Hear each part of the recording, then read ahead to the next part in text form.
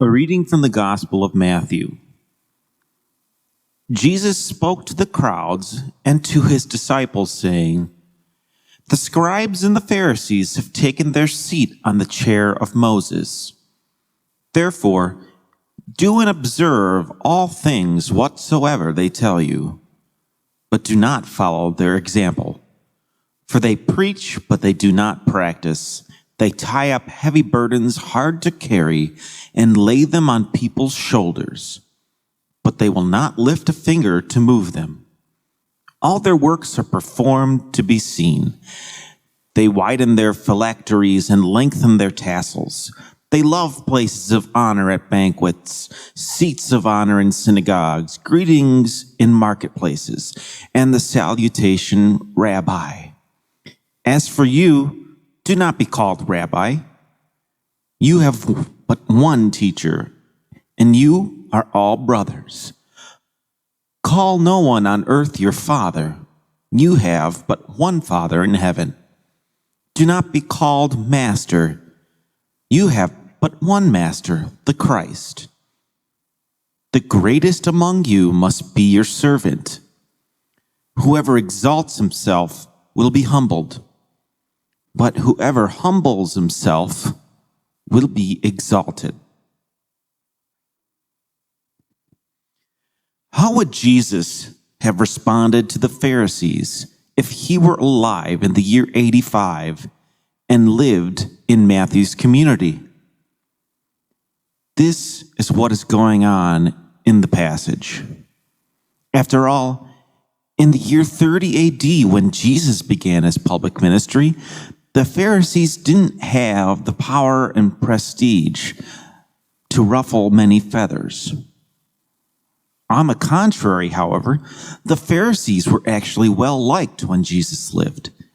They were much more flexible and open to change, as opposed to the Sadducees, who were quite obsessed with the letter of the law to the point that they forgot the meaning that was behind it. However, there's a dramatic shift following the destruction of the temple in the year 70 AD. Up until this point, it's the Sadducees who had all the power.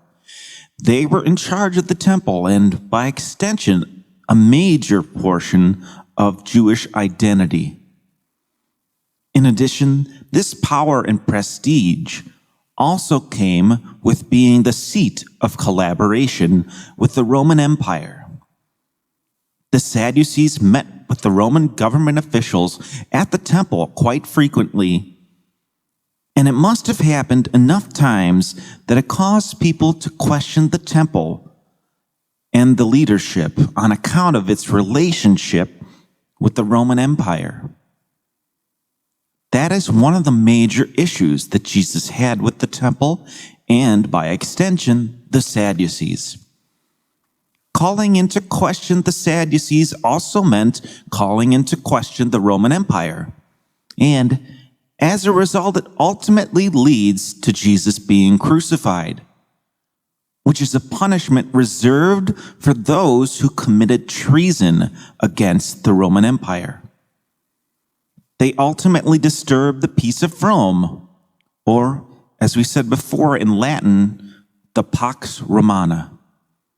Any challenge to Rome was met with a swift resistance. In most cases, the criminals who were crucified would be left dead on the cross for weeks on end, until decomposition resulted in them falling off the cross and eventually becoming victim to any animals nearby.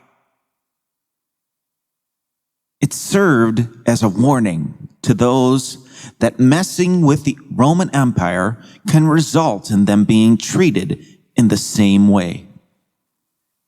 As a result, if you were to trace the corruption of the Roman Empire down the totem pole to common people, it does not, of course, go down to the Jews in their entirety, but it ultimately falls and stops at the Sadducees.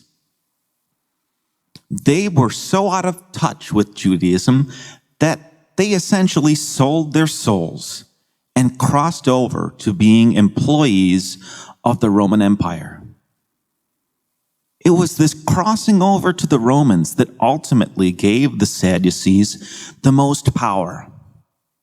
However, when the temple is destroyed, the Sadducees lost all of their power because it was inextricably linked to the temple. Without the temple, the Sadducees eventually faded away. Eventually, the synagogues would become the popular place of worship, and it was the Pharisees who were usually in charge of them. The more power they gained, the more they eventually fell into the same trappings that the Sadducees did. Specifically, the traditional belief in the Messiah being a warrior king was something that the Pharisees focused on to the letter. Jesus certainly didn't fit into this mold, so they harshly criticized the Jewish Christians who believed in a Prince of Peace rather than a prince of war, even to the point of persecuting them. As a result, the relationship between the Pharisees and the Jewish Christians would get more and more tense in the decades following the temple's destruction, ending with the Pharisees kicking them out of the synagogues in the year 95 AD. So for Matthew's community, the question they often asked themselves in all likelihood was, how would Jesus respond to the Pharisees if he were with us today? Considering how the Pharisees were falling into the same traps that the Sadducees did during Jesus' public ministry, it was quite easy to see how he would have responded in the year 85 AD. You could pretty much substitute any criticism Jesus had of the Sadducees and substitute it with the Pharisees. Biblical historians often call these hypothetical quotations from Jesus a construct.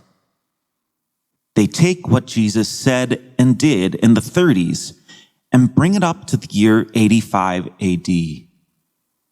Considering the level of sophistication that the evangelists had, these constructs were quite consistent with Jesus and who he was. Ultimately, for us, we can apply Jesus' response to the Sadducees along with Matthew's response to the Pharisees to those who have all the power and prestige in our day. Ultimately, the question to ask ourselves is this: do those who have the power only use it to make themselves look good in public, but don't actually practice what they preach? And what would Jesus say to them? Although we can be pretty sure that Jesus would respond similarly to that of the Sadducees, misinterpreting the scriptures can cause people to incorrectly apply what Jesus would say in the present day. For example, there are some Christians who promote the prosperity gospel by saying that being a follower of Jesus results in a person becoming wealthy. To say that they are taking the Gospels out of context is an understatement. In addition, they're flat out ignoring what Jesus said and did. So, in order to apply what Jesus said and did to our modern circumstances, we need to understand the Gospels in their original contexts.